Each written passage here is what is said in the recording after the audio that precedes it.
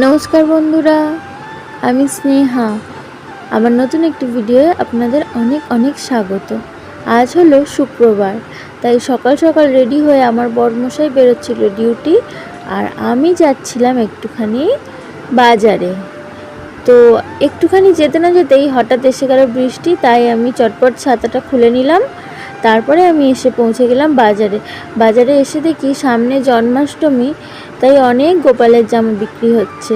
তা আমি একটু দেখলাম, বেশ সুন্দর লাগছিল গোপালের জামাগুলো।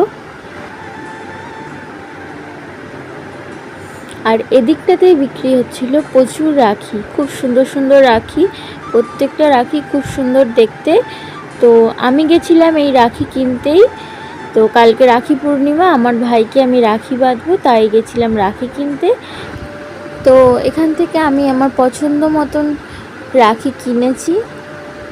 তো এরপর আমি চলে যাচ্ছি একটু মিষ্টির দোকানে। তো মিষ্টির দোকান থেকে আমি মিষ্টি কিনে নেব, তারপরে আমি চলে যাব বাড়ি। এই যে বাড়ি চলে যাচ্ছি, রাস্তাতেই দেখিয়ে দিলাম। এই রাখিগুলো কিনেছি, আর কিনেছি এই যে এই চকলেটসগুলো কিনেছি।